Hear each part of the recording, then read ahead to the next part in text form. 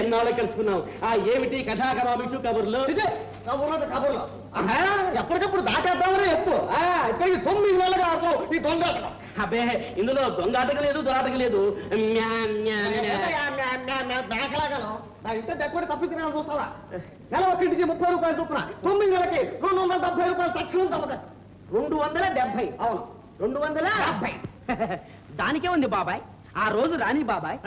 బాబాయ్ బంధుత్వం కూడా సిగ్గు లేకపోతే సరే ప్రతిరోజు తెల్లారకుండా 4 గంటలకే తలుపు తారేసి బయటకు వెళ్ళిపోతాం. రాత్రి 10 గంటల దాకా ఇంటికి రావు. నేను కనిపెడుతూనే ఉన్నాను ఈ సంగతులన్నీ. అయ్యో అయ్యో నా మీద ఎంత శ్రద్ధ ఎంత శ్రద్ధ. వాళ్ళగాడేం కాదు. ఇదిగో బాబు ఈ మాటలన్నీ కట్టిపెట్టి నా అద్దె నా మొహన మరనే పోతాను. ఎంత?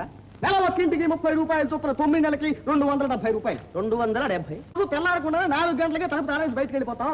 రాత్రి 10 గంటల దాకా ఇంటికి రావు. నేను కనిపెడుతూనే ఉన్నాను ఈ సంగతులన్నీ. అయ్యో అయ్యో నా మీద ఎంత శ్రద్ధ ఎంత శ్రద్ధ. వాళ్ళగాడేం కాదు. ఇదిగో బాబు ఈ మాటలన్నీ కట్టిపెట్టి నా అద్దె నా మొహన మరనే పోతాను. ఎంత? నెల ఒక్కింటికి 30 రూపాయలు చొప్పున 9 నెలకి 270 రూపాయలు. 270. ఇంకొక 30 కలిపి చూడు బాబాయ్. ఎంత? 300. రౌండ్ ఫిగర్ చేసేద్దాం. ఈ ఒక్క నెల జరగని.